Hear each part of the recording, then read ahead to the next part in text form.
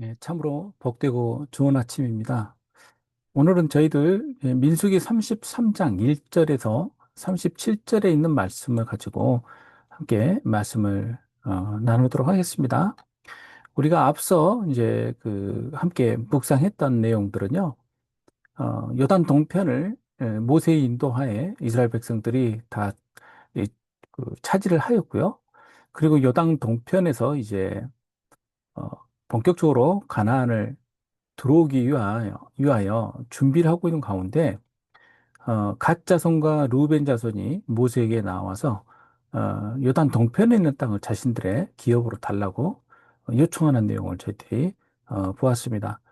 그때 이제 모세는 이들이 이제 가나안에 가지 않겠다라는 뜻으로 오해를 하고 그들을 나무라는 그런 장면들도 나오지만 결국 그들이 함께 가나안에 가서 이스라엘 백성들이 전부 가나안을 차지할 때까지 함께 전쟁을 하겠다라는 약속을 받고 요단 동편을 이 갓 자손과 르우벤 자손에게 나누어 주었고요. 더하여서 이 또 문하세 반 지파, 문하세의 반에 해당되는 이 지파 사람들을 또 그곳에 있는 그 바산 지역들, 그 지역을 떼어서 나누어져서 결국 그 요단 동편에 두 지파 반이 머물게 되는 내용이 나오게 됩니다. 이제 오늘 본문에서는 모세와 아론의 인도로 이제 이스라엘 백성들이 어떻게 이 광야 여정을 하게 되었는지 뒤돌아보는 그런 장면들이 나옵니다. 모세는 하나님 명령대로 이스라엘 자손의 출애굽 도정을 다 기록을 해 두었습니다. 그 기록들을 이제 함께 살펴보는 것이죠. 역사가 참 중요하다는 것 우리는 알고 있지 않습니까? 이 역사를 통해서 우리가 어떤 길을 걸어왔고 또 앞으로 이 과거의 족적들을 살펴보아서 어, 어떤 이제 교훈을 얻어야 될 것인지를 우리가 이 역사 가운데 알게 되지 않습니까? 어, 이러한 내용 가운데 이제 모세의 기록이 이제 이 백성들에게 전달되어지고 또 광야 세대 이후의 세대들은 이 기록을 보고 하나님께서 광야 훈련을 통해서 무엇을 이스라엘 백성에게 가르쳐 주셨는지를 깨달아 알게 되는 것이죠. 6월절이 기점이었고, 그리고 이스라엘 백성들은 애굽의 람셋을 떠나서 출발을 하지 않습니까? 1절 말씀은 이렇습니다. 모세와 아론의 인도로 대오를 갖추어 애굽을 떠난 이스라엘 백성 자손들의 노정은 이러하니라. 어, 모세와 아론의 그 지도하에 질서 있게 그들이 행하였음을 첫 구절에 말을 하고 있습니다. 그러니까요, 어, 우리는 어, 신앙생활을 뭐라고 가끔 생각을 합니까? 내 개인의 성취, 그리고 성공, 또 그리고 우리가 받을 상급, 여기에 이제 우리가 관심이 모아져 있는데요. 성경에서 하신 말씀은 각자 개개인의 성취를 이야기하는 것이 아니라 하나님 신앙을 갖고 있는 이 믿음의 공동체의 진행을 이야기를 하고 있어요. 그러니까 이 광야의 생활도 전반적으로 살펴보면 각각 따로 행하는 것이 아니라 모두가 함께 하나님께서 말씀하시는 방향을 가지고 나아가는 것을 이야기를 합니다. 각자 선택하고 각자 길을 가는 것 얼마나 괴롭고 힘들겠습니까? 광야에서 결코 성공할 수 없다는 걸 우리는 알게 됩니다. 따로 떨어져 갈 수가 없죠. 우리 이 부분에 대해서 착각을 할 때가 참 많아요. 내 개인의 힘을 길러서 우리가 성공할 수 있다라는 생각들을 갖게 되죠. 그러나 성경에서는 결코 그렇게 말하고 있지 않습니다. 모세 아론의 인도를 따라서 대우를 갖춰서 그들을 나아갔습니다. 그리고 하나님의 말씀이 또 하나님의 인도와 동행이 함께 펼쳐집니다. 이집트를 떠난 이스라엘 자손들의 노정은 이러하니라 라면서 이제 이야기를 하기 시작을 합니다. 이 인도라는 말, 그리고 대우를 갖춘다는 말은 그 손을 뜻하는 단어가 그 안에 담겨 있습니다. 즉, 누군가의 지위를 따라서입니다. 누구의 지위를 따른 겁니까? 여기서는 모세와 아론이지만 실은 모세와 아론에게 그 명령을 내리신 하나님의 지위죠. 이것 또한 어, 인도자들은 결코 잊어서는 안 됩니다. 모세가 여호와의 명령대로 그 노정을 따라 그들의 행진한 것을 기록하였으니 그들의 행진하는 대정의 노정은 이러하니라라고 하면서 하나님의 명령대로 그들이 길을 갔음을 이야기를 하고 있습니다. 첫째 달 15째 날에, 그러니까는 6월절이 1월 14일이니까 15일 날 무교절 날 시작을 해서 출발을 한 겁니다. 그래서 라암셋을 떠나서, 이것은 6월절 다음 날이라고 기록이 되어 있죠. 이스라엘 자손이 해고부의 모든 사람의 목전에서 큰 권능으로 나왔다. 이스라엘 백성이 스스로의 힘으로 이집트를 빠져나올 수가 없었어요. 그리고 빠져나올 생각조차도 못했죠. 그러나 하나님의 권능으로 말미암아서 이 일이 이루어진 것입니다. 그러니 우리들 또한 이 하나님의 권능을 분명하게 기억을 해야 될 것입니다. 우리가 우리의 힘으로 또 우리의 뜻에 따라서 우리의 선택으로 이루어진 일이 아님을 우리는 이 구원 여정 가운데 분명하게 깨달아 알아야 될 것입니다. 그래서 이스라엘 백성들은 떻게 그 노정을 가게 되었는지 보면 3절에서 15절까지가 라암셋에서 출발해서 시내산까지 이 여정이 기록이 되어 있고요. 그리고 또 16절에서 18절에 이르기까지가 시내산에서 어떻게 바람 광야까지 가게 되었는지라는 그 일정이 되었고요. 그 제3여정으로 바람 광야에서 호르산에 이르는 그 여정들로 여겨지는 그 지점들이 19절에서 37절에 나오게 됩니다. 그리고 이 다음에 우리가 살펴보게 될 호르산에서 모압 평지까지 이르는 여정이 또 38절에서 49절에 이르게 되죠. 이 기록된 그 지명들만 세어보면 42개가 해당이 되고요. 오늘 저희가 살펴보게 될 지명은 약 38개에 해당이 됩니다. 우리가 그 지명들을 다 살펴보고 일일이 확인할 수는 없어요. 그 중에 어떤 부분들은 확인이 되는 곳들이 있긴 하죠. 시내 광야랄지, 이런 곳들요. 그리고 또 가데스랄지. 그러나 대부분의 지역들은 우리가 찾기가 어려운 곳에 해당이 됩니다. 애굽인은 여호와께서 그들 중에 치신 모든 장자를 장사하는 때라. 여호와께서 그들의 신들에게도 벌을 주셨더라. 즉 6월절은 하나님께서 이스라엘의 구원을 베푸신 날이고 또 이스라엘의 대적들에게 징계를 벌을 하신 날이죠. 이스라엘 자손들이 람셋을 떠나 숫곳에 진치고 또 숫곳을 떠나 에담의 진을 광야 끝 에담의 진을 칩니다. 그 에담이라는 곳이 아마 이집트의 경계, 그리고 이집트가 자신들의 안보를 위해서 설정한 그 끝 지역이 아닌가 싶습니다.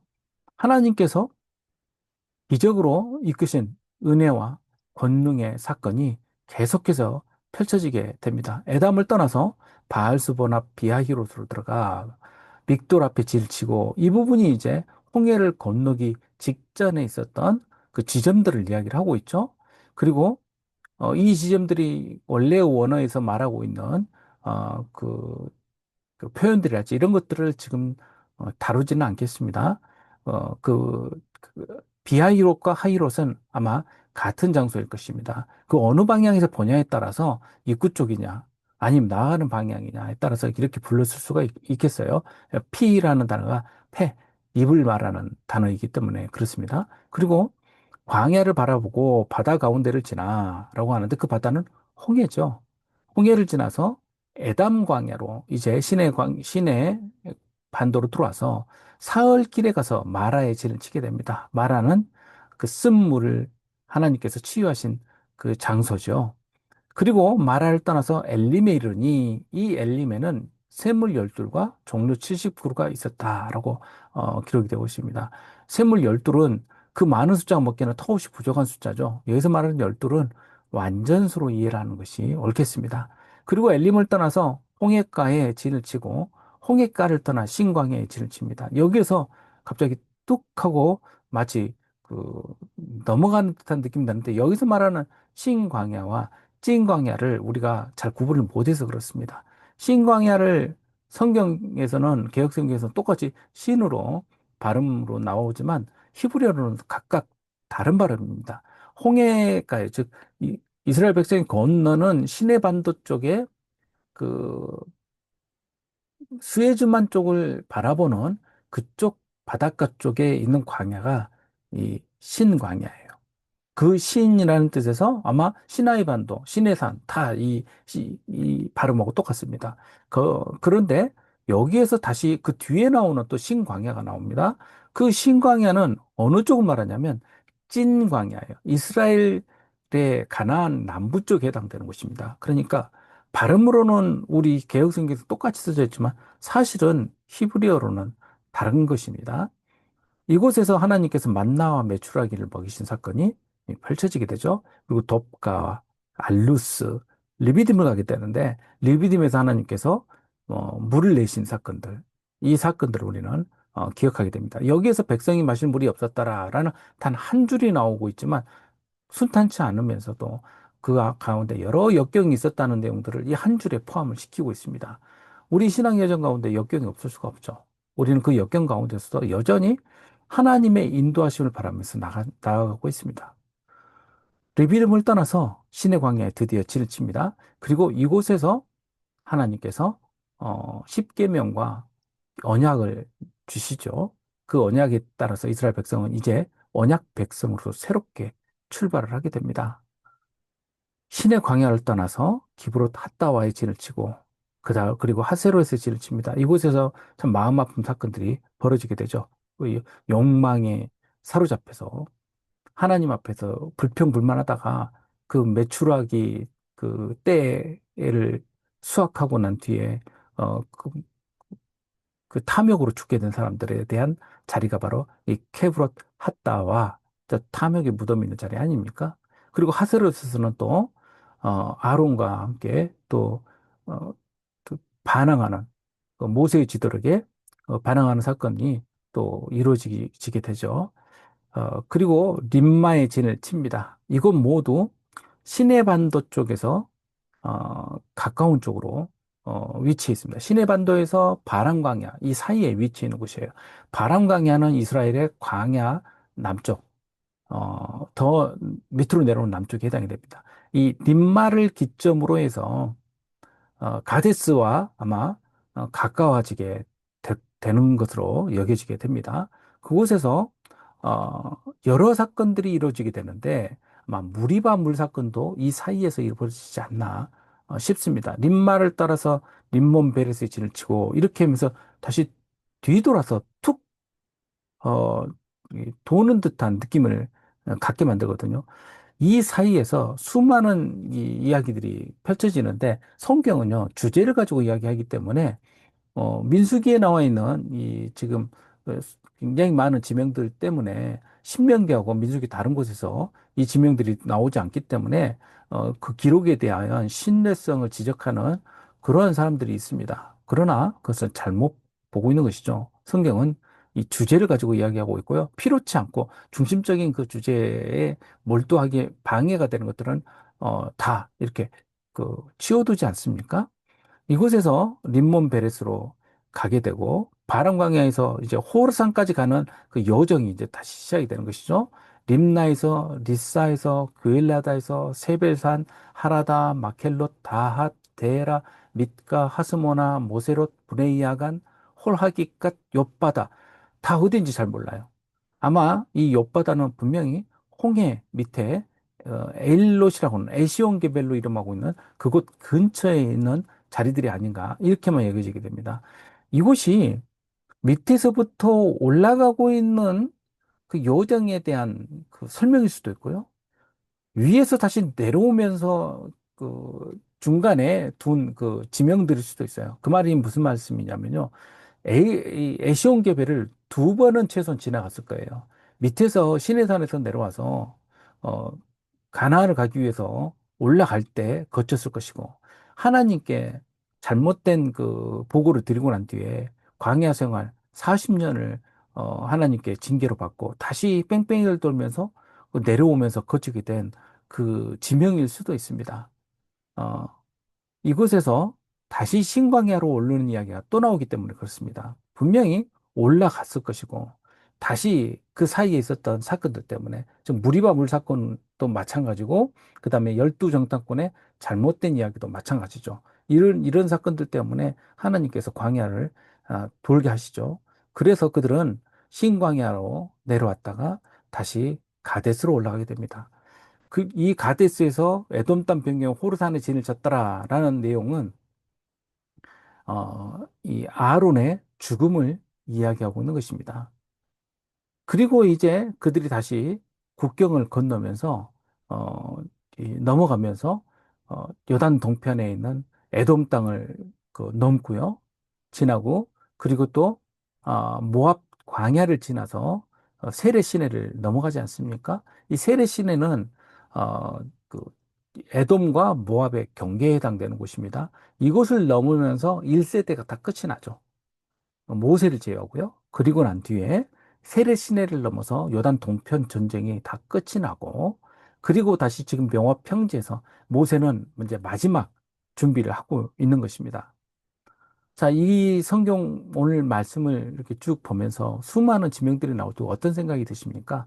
이 발음하기도 쉽지 않고 이 지명이 나오고 무슨 상관일까 할 수 있겠지만 사실상 이 지명은 이스라엘 백성들이 40년 광야 생활에 기록이 담겨 있는 장소입니다.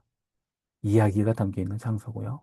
우리에게도 이러하게 남들 보기에는 별로 중요하지 않지만 우리 자신들에게는 굉장히 중요한 그런 기점들이 있죠.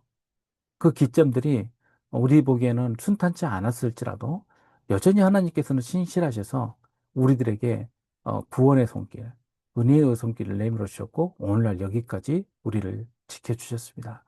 성도 여러분, 우리는 이제 어, 수많은 지명들의 머리를 쌓을 것이 아니라 하나님께서 어떻게 우리를 인도해 오셨고 또 광야 생활을 어떻게 어, 이겨내게 하셨고 또 어떤 은혜를 우리에게 주셨는가를 뒤돌아보고 또 기록하고 또 우리가 그 은혜를 또 기대를 해야 될 것입니다.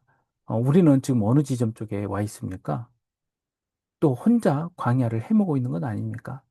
함께 믿음의 공동체가 이 광야에서 하나님의 말씀과 질서를 따라서 하나님께서 공급해 주시는 힘으로 우리가 가나안을 또 우리에게 주시는 기업을 얻을 수 있는 저와 여러분들 되시기를 주님의 이름으로 축복합니다. 우리 함께 기도하겠습니다. 아버지 하나님, 우리는 우리 가운데 있는 것들, 그리고 또 부족한 것들, 또 우리에게 필요 없는 것처럼 보이는 것들을 어, 여전히 붙잡고 있습니다. 아버지 하나님. 하지만 그 세세한 걸음들 가운데 하나님께서 인도해 주셨고 또 오늘날까지 하나님께서 이끌어 주셨음을 이 시간 고백하지 않을 수 없습니다.